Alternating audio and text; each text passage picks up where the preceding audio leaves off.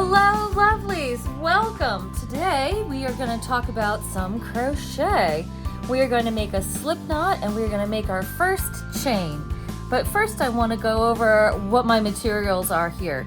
So I have a massive crochet hook, and this is what we'll use for our slip knot and chain demonstration. We have this funky green yarn. We also have this lovely set of exotic wood hooks in a very fancy satin case. And the reason for the exotic wood hooks is to talk to you about the parts or the anatomy of your crochet hook. So you have two hooks here and they are slightly differently shaped. Crochet hooks are wonderful things besides being useful, but they come in different materials. Some are plastic, some are aluminum, some are stainless steel, some are teeny tiny for making teeny tiny stitches, and some are huge for making big giant stitches with big giant yarn. Crochet hooks also come in glass. I've seen some that light up on the inside and some made out of exotic wood.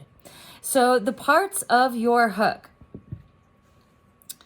Our hook, and I'm going to show you on this ebony wood one, has a point, which is here. And on our big blue one, the point still is here. And in the next part of the hook is the throat. Whoa, is the throat. Let's try not to drop everything. And the throat is the hooky part, which goes from here over to here.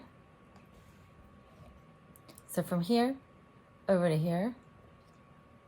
There we go. Now you can see. From here over to here. And on our big giant hook, you can see the throat very clearly. It goes from here. See this crease? This is where the yarn gets caught, from here and up to about here where it starts to get flat. And then the flat part right after the throat. So this is the throat. So we have the point and the throat, and the flat part or the even part right after the throat. This is the shaft.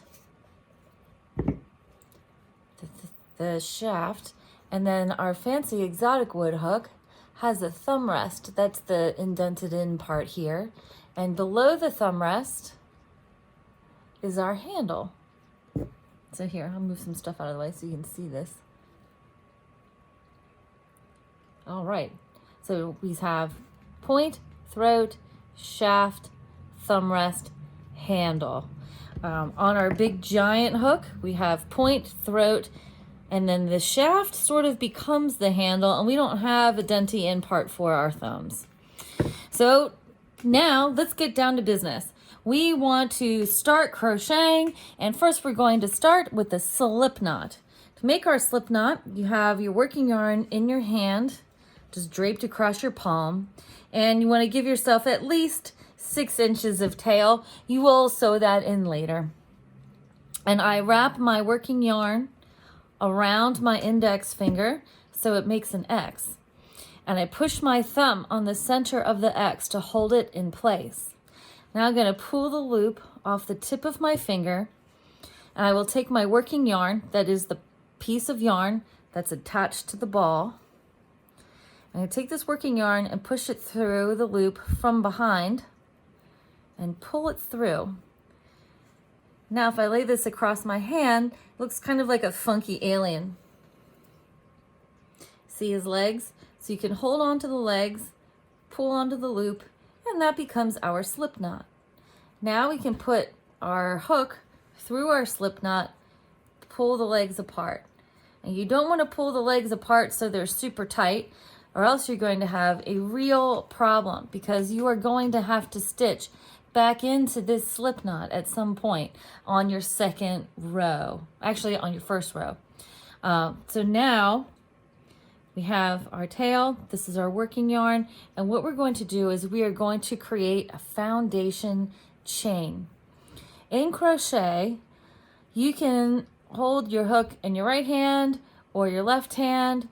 Most people hold their hook in their right hand and control the yarn with your left hand. Some people hold the hook in their left hand and control the yarn in their right hand. There's really no wrong way to do it. You do what's most comfortable for you. I hold the hook in my right and the yarn in my left. So now, first step to making your chain is, you see I'm pulling on the tail to create some tension. So my initial slip knot loop is not loosey-goosey on the hook. And then I'm gonna yarn over. Also, you can move your hook and just pick up the yarn and see it gets scooped into the throat. And then I twirl my hook, pull the yarn through the loop. We're gonna do it one more time. So I pull down on my chain to create tension here.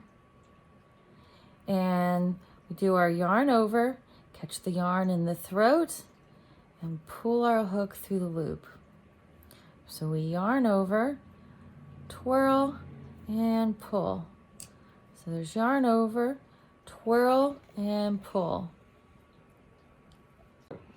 Okay, so now I want to show you very slowly from slip knot to chain. So take our tail, working yarn, around our finger, hold the X, pull the loop, take our working yarn, push it through the loop from the back and pull. And now we have a funky yarn alien. We hold the legs, pull the loop at the same time. Now take our hook, insert the hook into the loop, and we are going to pull the legs apart, but not too tightly, because remember, we're going to have to stitch back into this space. Now I take the working yarn, which is the yarn attached to the ball, hold it in my left hand, and I hold the tail and my hook in the right. And I'm going to yarn over, twirl my hook, pull it through the loop, yarn over, twirl my hook, pull it through the loop. And you want to keep your chain loose. You don't want your chain to be too tight. Yarn over, twirl, pull it through the loop. Yarn over, twirl, pull through the loop. One more time, yarn over, pulling down on our chain, twirl our hook, pull it through the loop.